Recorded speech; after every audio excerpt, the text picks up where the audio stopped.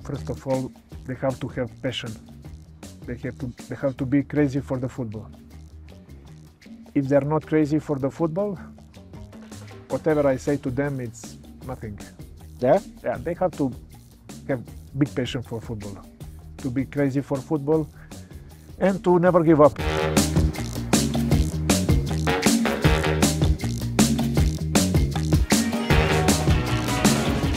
Hello and welcome to the Mayman Show. We are coming to you from the illustrious football club Al-Faiha from Al-Majma. And today we have the goalkeeper for Al-Faiha, Vladimir Stojković. Thank you for taking the time for being with us before your practice today. Thank you, Sam. And we'll take it easy on you, considering the fact that you still have to run the field and, just do your thing. So, your team won the 2022 King Cup final. How did this impact you personally and the team that you play with? So, of course, it's a big thing for my club. And in the moment, for me, this is just history in this moment. Yeah? Because that was almost 2 years ago. Of course, it's King Cup, it's a very important competition. But me, like sportsman, I always looking forward, and this is for me history. And I don't like living from history. Okay. So, we won't relive history, but what key takeaway do you still remember from that moment? How about that? Of course, I remembered a lot of things. The stadium was full, amazing atmosphere. And of course, opponent was very strong, big club, and first time in history we won this competition. Yeah, and so you've been in the kingdom for around 2 years now, correct? And the kingdom, since you've been playing here, if it wasn't bad enough that you had a lot of local talent that is giving you a run for your money as a professional goalkeeper, we have a lot of international names coming into the soccer scene, like Ronaldo and Benzema. So how does that, how does that affect your, expectations and performance as a goalie? Of course, they are very good players. They will help to the league too much because they are one of the best players in the world. And so for me, it's just like more motivation to play against the best. And if you dream something, when you play the football, to have a chance to play against the best. And also the league starting to be stronger. A lot of country, Yeah. they watching our games, and very nice for Saudi and for the Saudi League. Yeah.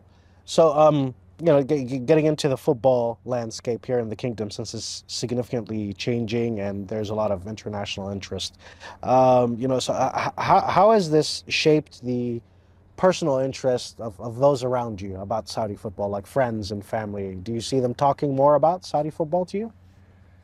Yes, I remember the first year when I come here. That also was very strong, the league. Yeah. A lot of good players. But now is different because of this project is too much stronger than my first year here. And people in Serbia, in my country, they start my first year. I speak about first year that they speak 50-50 about the league. Mm-hmm. And now all the Serbia, they watching our games, and even our the best players from national team, they are here. And now they change too much, and because of first year, I don't want to talk about this anymore because I was angry when they speak. It's not strong, the league. It's some no good things, but now they are totally changed. Now they speak that become maybe in the 6-7 top leagues in the world, and I'm happy because of this. All right. And so when you're playing, which players usually catch your attention or have given you a run for your money as a goalie? Like when you're playing, you're saying, okay, I got to watch out for this player specifically. So always I have a target when I play the football. But when Ronaldo come, he was like my target to competition against him to not score. Okay. This is one of my targets. All right. When he come, because he's the best. Okay. And I want to make competition against the best. All right. And so can you tell us a little bit about your journey in football, and how you started at the Red Star Belgrade in Serbia, and then you played in clubs in France, Netherlands, Portugal, UK, Greece, and now you find yourself here in the Kingdom of Saudi Arabia playing for Al-Faiha. Take us a little bit about this journey, how you started and where you got to now. But I think the people in Saudi, they don't know nothing about my history, because I start to play football in the Red Star. Yeah. Like a kid. Okay. And how old were you? Like around? Around 13 years I start like with young team, 13, Yeah. 14. So you're part of the youth team? My first team, it's from where I born. Yes. And Loznica. This is small city close to the Belgrade.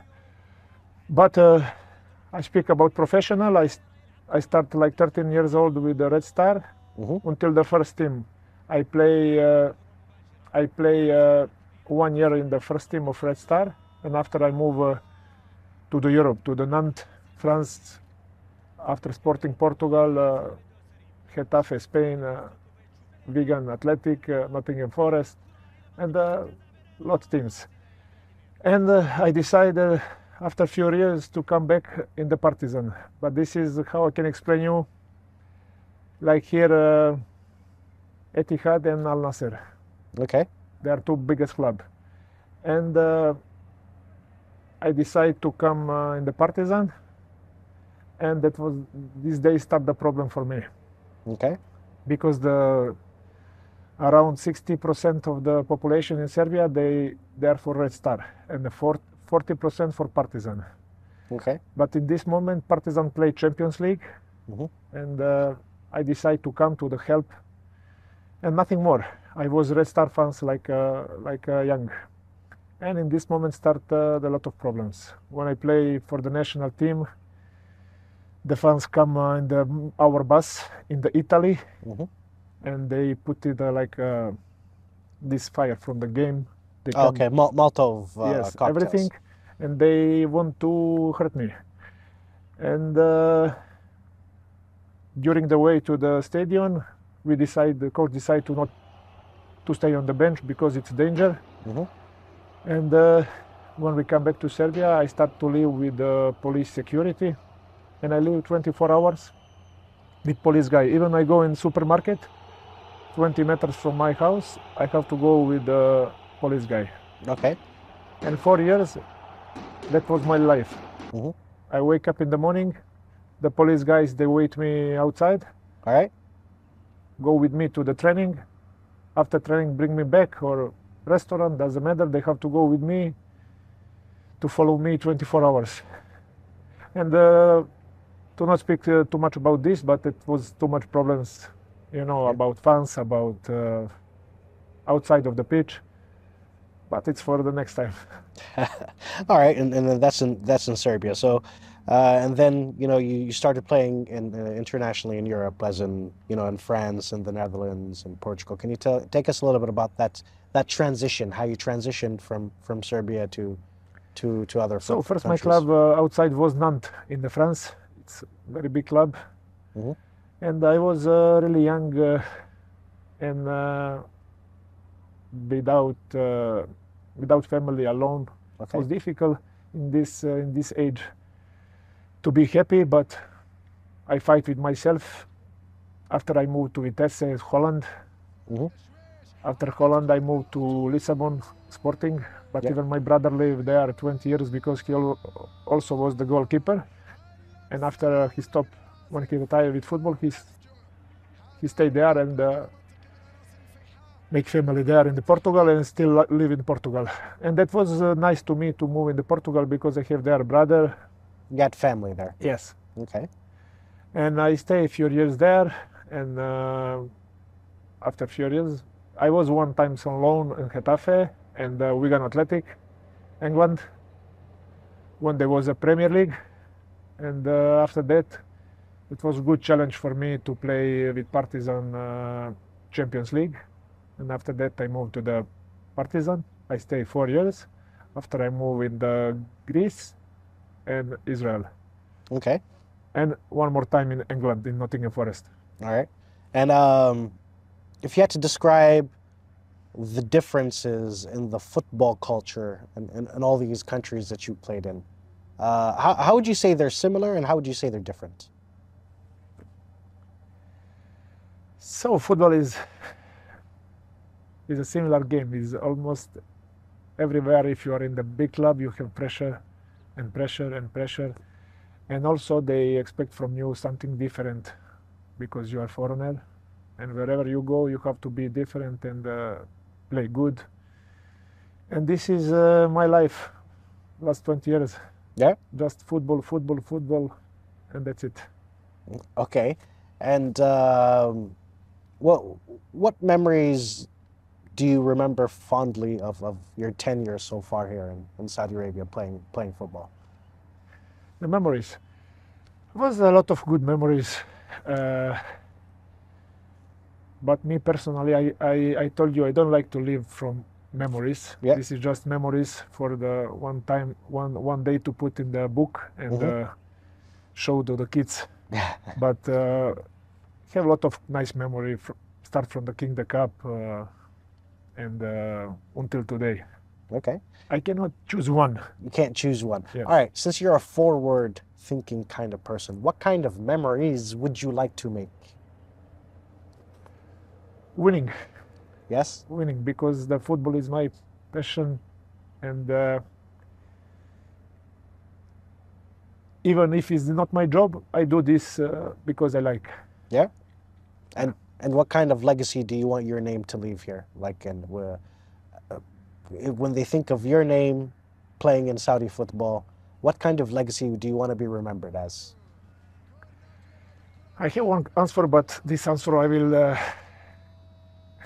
not tell you now. I tell you maybe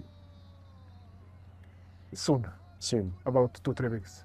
All right. Okay. I think I have an idea of what kind of legacy you want to leave. And so you started at a very young age. So you started at 13 years old, as you said. Who motivated you to pursue football? Like, who made you start playing football? Who encouraged you? So that was all the family was a sport family. My mother was athletic. Right. She played more than 100 games for the national team of Yugoslavia when we was before Yugoslavia together, 5 countries. And my father was goalkeeper. Brother was goalkeeper. Son of my brother, he played in Faisali. Yeah. He have same name like me. And I am the goalkeeper. Okay. And I grew up with the ball like a kid. That was only my passion to, if my mother and father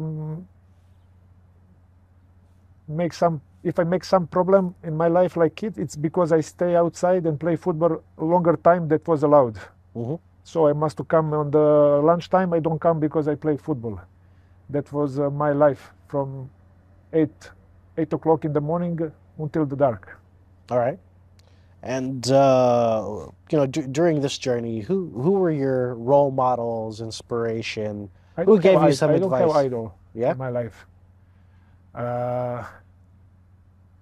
I just follow some rules in the life about the football, about the winners, about mentality, and that push me up.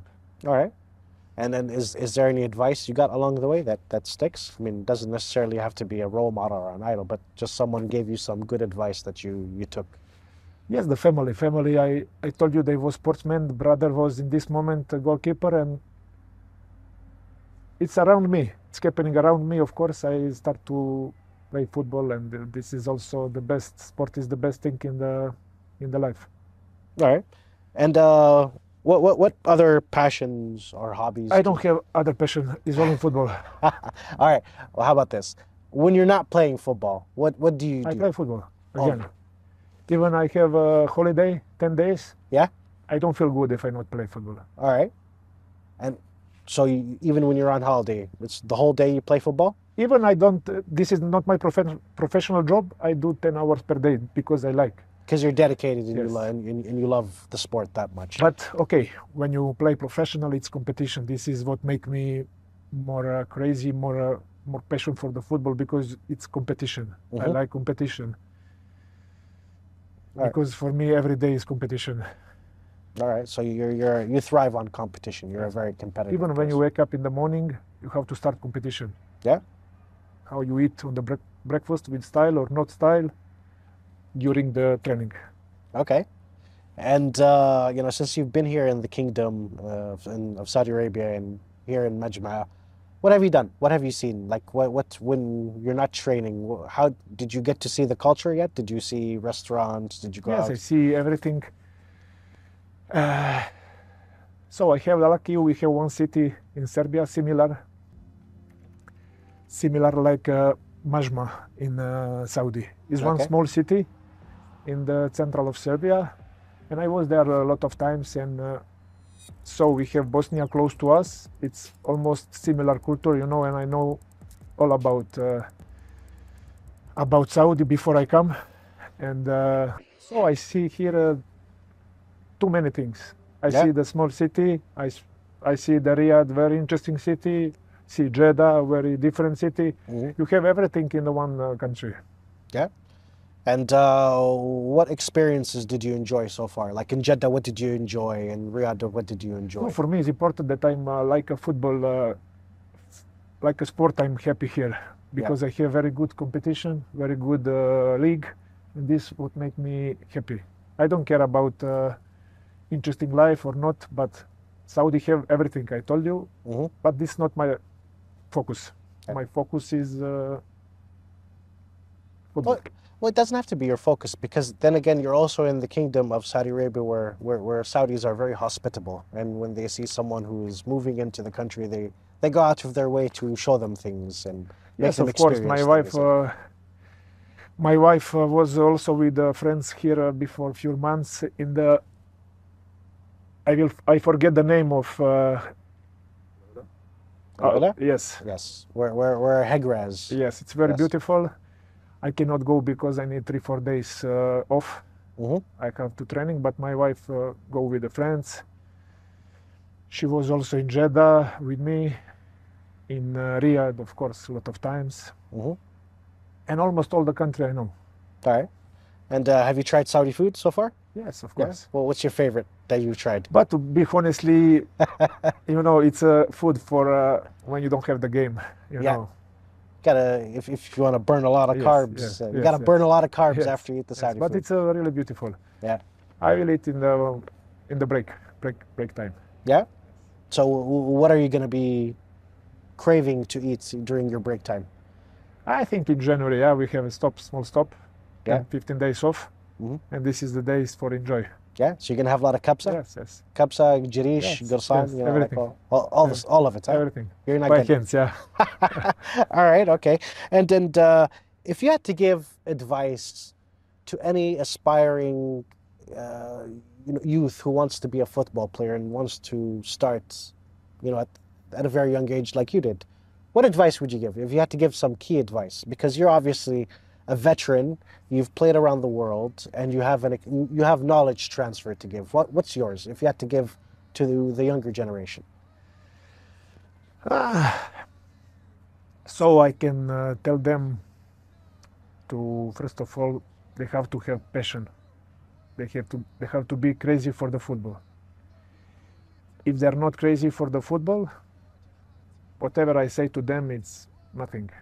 Yeah. Yeah, they have to have big passion for football, to be crazy for football, and to never give up. After that, the way is so long, too many bombs until the finish. You have to survive. Sometimes you will be injured. Sometimes depend of your mentality, but you have to fight all your life. Yeah. Nothing good comes Never, easy, right? Yes, nothing. Okay. Nothing.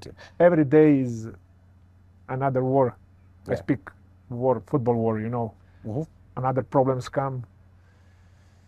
And the football is difficult.